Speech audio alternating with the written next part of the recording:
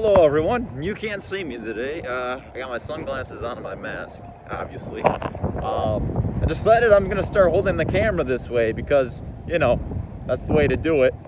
We're downtown right now, walking around. The sun's out, it's a little chilly, but not too bad today. There's actually a protest going on. It's not Black Lives Matter, it's not for police reform, or it's not for anything of that sort. It's actually, I believe, for the Armenian genocide. So I want to catch up to the protest now. I kind of want to show you guys more of it. I want to get right in the midst. I want to talk to some people. Let's see. That's a big parking garage. That wasn't there before. Downtown is kind of notorious for its bad parking. I've walked, let's see, all the way down that street. That's where I parked. Actually, yeah, that's where I parked. This right here gets a little hairy. But you can walk right in the road. This is downtown, baby. If downtown is known for anything now, it's the Binghamton University students, or just any of the students that live downtown. Let's see, there's this big building right there. That's 20 Holly Street's a luxury student housing building. We've been in there a few times in the courtyard selling ice cream. We know them pretty well. They're good guys. I know the housing manager. Let's see if I can cross without getting creamed. Oh yeah, we're good. Jaywalking is like second nature. That might be the case for just about any larger city. Ooh, I got some car parts here.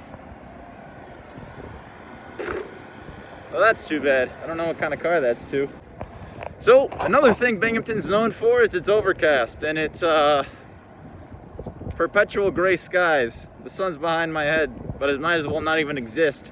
I might have also missed my chance to catch up with the protesters. Yeah, I parked kind of far away and I drove past them the first time. Not sure if you can hear the distant chants. All right, so I caught up now. I'm gonna cross the street and get to talk with some people. Do you do that for your own personal thing? Absolutely. It's fantastic. So this is the Armenian community in Binghamton, and we are here together because there's a war currently going on in Armenia, and Turkey and Azerbaijan initiated the war on September 27th.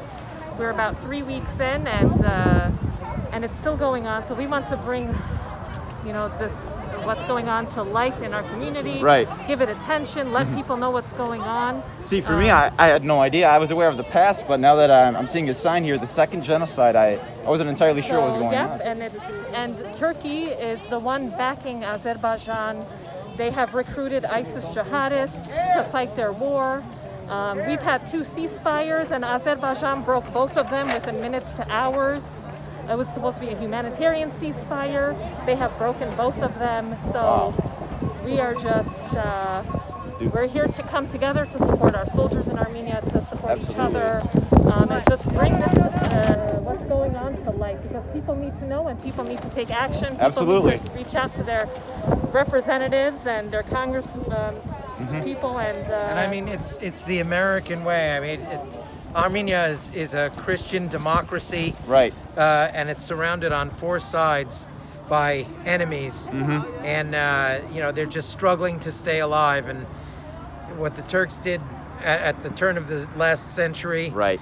was as close to a complete successful genocide, if you could call any genocide successful. Right. Absolutely. And this is just, you know, the finishing act in their view.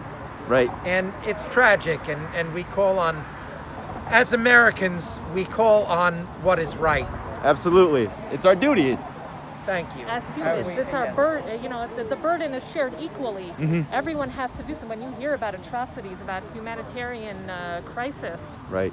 you have to do something. You have to speak up, show up, take action, and tell the people that you voted that this is wrong and you need to do something. You need to stand up. And even more so that this is happening. Yeah. And see, I had no idea. I just happened to come downtown today. Yeah. Well, thank you. Yes. Of course. All right. Thank you for Take your words. All right. Of course. What was your name? My name is John. Okay. What's your name is? Annie. Annie? Yes. Thank you so much, Yeah, Annie. All thank right. you. Take care. Well, I'm hoping that painted a good picture for what exactly is going on here. I was not completely aware. I was aware of past grievances, but now this is something new. So I'm definitely going to do my best to spread awareness, because if there's anything I know, it's that violence leads to violence and hate leads to hate, and it takes a bigger person to go through peaceful means to try to get what they need to have happen. So I support these guys, and I definitely commend them for bringing out here today. Definitely an upgrade to be holding the phone this way. I need to remember to do that more. A lot of the times it was like this, and I won't be doing that. That's just stupid. So I believe before I've showed a little bit of the downtown area. A lot has changed since then. Maybe in some of my really old videos that are private now. Oh, we get some good stuff up there. But yeah, pretty much anything you want to do downtown, it's got some attractions. It's not too ugly as it used to be. I've lived around here for at least 20 years, my entire life just about. Well, not my entire life just about, my entire life. And I'll tell you what, 10 years ago, this wasn't a place to go. It's very welcoming now. You can probably hear the music, see all this nice stuff over here.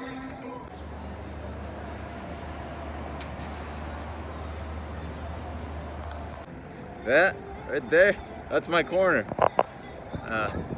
This is the space I rent year-round, right here. So I can put my ice cream business here. Now, that's fall. The trees have no leaves. It's a little chilly. Not everybody's after ice cream now. Oh, let's see if I'll just stand in the road here and get the nice view of Washington Street. That's our spot. There's some, this is Court Street here, and that goes all the way that way too.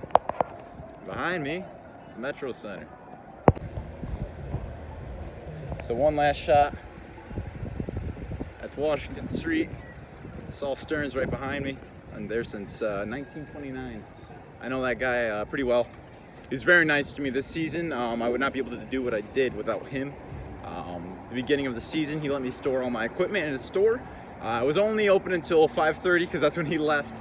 But then I found another place to put my stuff in downtown instead of having to lug it to and from, which I say 5 minutes that way, but when you got to carry all that stuff out of a car, find a parking spot downtown, which was a lot harder before this summer and still is pretty hard now.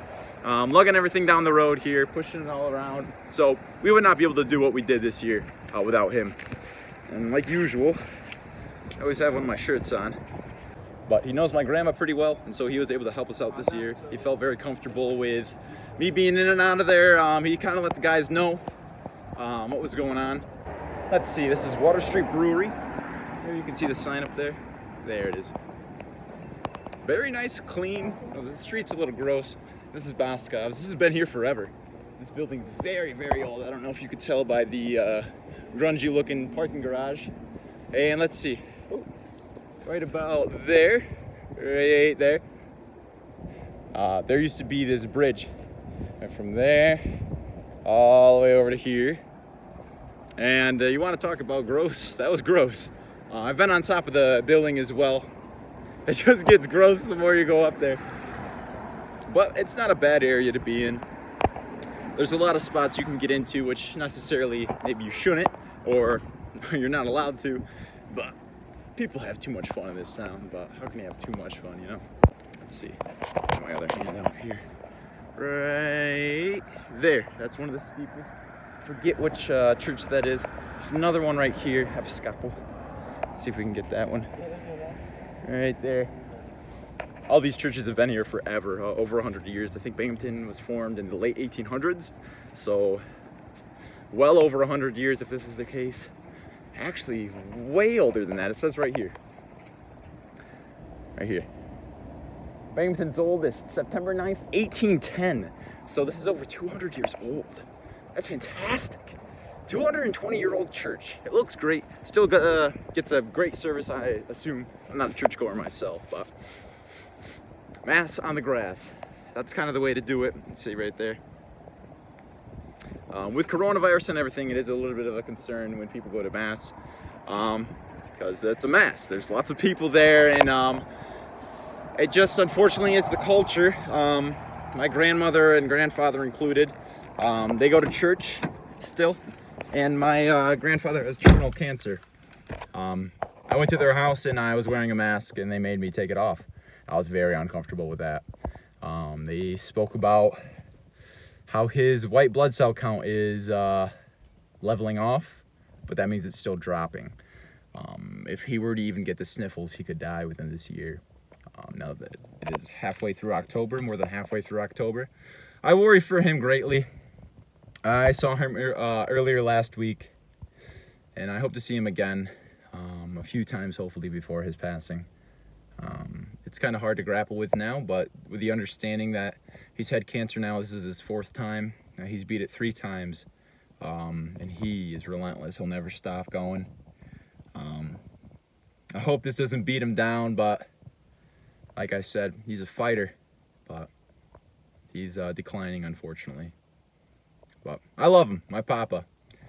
I just don't think it's the smartest move for them to go to church still. I'd rather him just stay home, quarantine, and if need be, really send my grandmother out to do something, but just going out of the house just to go to church, you know. I'll never bash anybody for their style of worship if it doesn't hurt other people, but in this specific scenario, it seems like it might. So the best thing they can kind of do is maybe to just listen to the scientists and understand that coronavirus is an issue. But at the very least, I wish they just didn't go to church right now. I don't want to lose my papa that way. I'd hate for ignorance to be the cause of his death and not his cancer. But as for now, let's fire up. All right. But all that aside, we're heading home now.